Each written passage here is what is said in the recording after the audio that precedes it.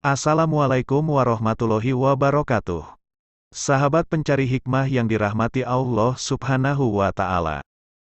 Sejak kecil Nabi Sulaiman sudah menunjukkan kecerdasannya yang lebih tinggi apabila dibandingkan dengan anak seusianya.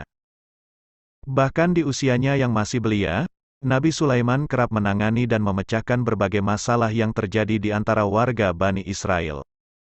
Hal ini terjadi saat Nabi Sulaiman diajak ayahnya yaitu Nabi Daud ke suatu majelis untuk menangani berbagai macam perselisihan. Tentu saja ajakan ayahnya ini bukan tanpa alasan, sebab Nabi Sulaiman dikenal memiliki kecerdasan dan kebijaksanaan dalam menentukan sebuah keputusan. Maka tak heran apabila akhirnya Nabi Sulaiman menggantikan ayahnya untuk memimpin Bani Israel. Tak hanya itu, beliau juga diberi mukjizat oleh Allah Subhanahu wa Ta'ala yang luar biasa. Di antaranya bisa bicara dan menundukkan binatang, jin, dan angin.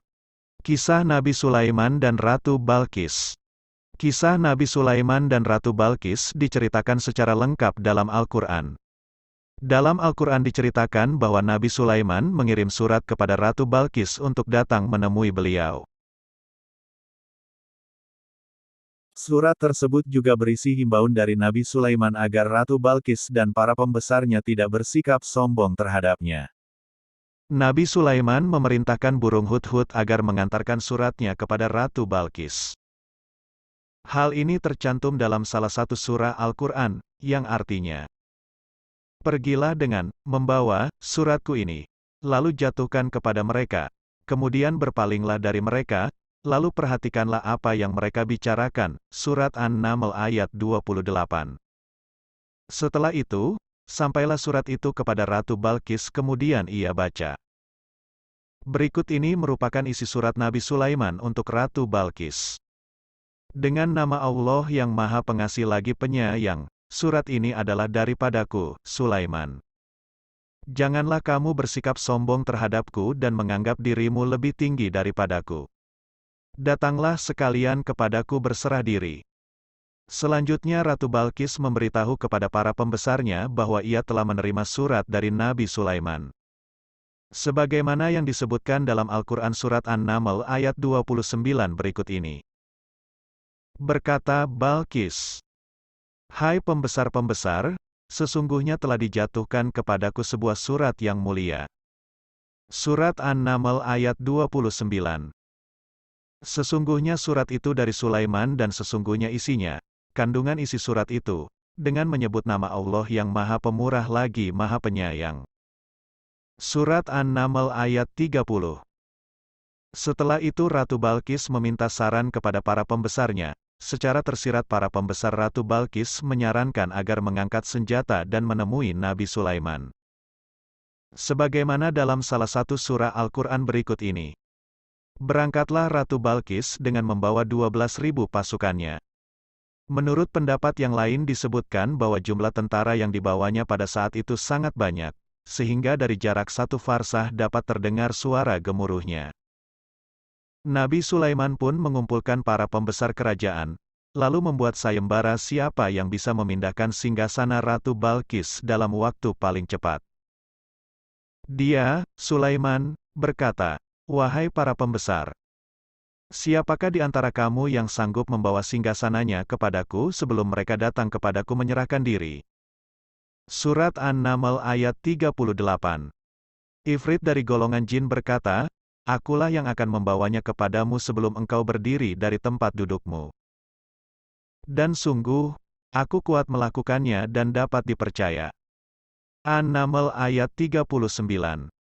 Seandainya ini terjadi, tentu kesombongan Ifrit tak terbendung lagi. Akan tetapi, Nabi Sulaiman menginginkan waktu yang lebih cepat dari yang ditawarkan jin Ifrit kepadanya. Datanglah seorang pemuda dengan harismanya yang terpancar jelas. Ia adalah Ashif bin Barhia, yang menawarkan kemampuannya untuk memindahkan singgasana Ratu Bilqis hanya dalam satu kedipan mata. Hal ini dikisahkan dalam surat An-Naml ayat 40. Yang artinya, seorang yang mempunyai ilmu dari kitab berkata, "Aku akan membawa singgasana itu kepadamu sebelum matamu berkedip." Maka ketika dia, Sulaiman, melihat singgasana itu terletak di hadapannya, dia pun berkata, "Ini termasuk karunia Tuhanku untuk mengujiku, apakah aku bersyukur atau mengingkari nikmatnya?" Barang siapa bersyukur, maka sesungguhnya dia bersyukur untuk kebaikan dirinya sendiri, dan barang siapa ingkar, maka sesungguhnya Tuhanku Maha Kaya, lagi Maha Mulia. Surat An-Naml ayat 40. Ayat ini membuktikan bahwa jin yang paling sakti masih kalah kesaktiannya dengan manusia yang bukan dari golongan nabi. Ashif bin Barhia adalah waliullah yang sebagian ulama berpendapat bahwa beliau adalah sepupu Nabi Sulaiman alaihi salam. Nabi Sulaiman sangat bersyukur dan gembira mendengar tawaran tersebut. Ashif pun berhasil membuktikannya. Ia berhasil memindahkan singgasana Ratu Balkis yang berada di Yaman menjadi di Baitul Maqdis, Palestina dalam satu kedipan mata. Nabi Sulaiman dan segenap orang yang menyaksikan terkesima akan kehebatan Ashif. Lalu apakah yang membuat Ashif memiliki kehebatan yang melebihi jin ifrit? Ini adalah contoh nyata bahwa Allah memiliki hamba-hamba eksklusif yang sudah tidak lagi dipusingkan perihal surga dan neraka. Ashif merupakan seorang sosok figur yang beribadah kepada Allah bukan karena takut akan neraka dan menginginkan surga. Akan tetapi, ia beribadah hanya karena cinta. Cintanya kepada Sang Pencipta membawanya pada tingkatan yang lebih tinggi dari manusia lainnya. Ashif bukan seorang ilmuwan, akan tetapi ia adalah seorang ahli tasawuf yang mengamalkan banyak tarekat. Dikarenakan ia dekat dengan Allah, sehingga ia memiliki kelebihan-kelebihan yang tak disangka-sangka. Begitu banyak ilmu laduni yang ia terima langsung dari Allah. Sehingga tak heran jika di kalangan kajian-kajian yang membahas ilmu tasawuf, ia sangat dikenal dan sangat menjadi panutan. Apa yang ada dalam hati Ashif dan ia niatkan, maka niscaya akan terjadi termasuk berpindahnya singgasana Ratu Balkis. Dalam suatu riwayat dikatakan bahwa Ashif dahulunya adalah seorang ahli maksiat. Meski demikian, ia kemudian bertaubat dan menjadi hamba yang sangat taat. Ashif sangat tawaduk. Tidak pernah memamerkan kemampuannya, sehingga jin ifrit yang paling sakti pun tidak tahu, kalau ada manusia yang lebih sakti darinya. Ashif menunjukkan ilmunya karena khawatir akan kesombongan ifrit bila ifrit yang memindahkan singgasana Ratu Balkis, juga mengkhawatirkan umat manusia akan menyembah ifrit sesudah Nabi Sulaiman wafat.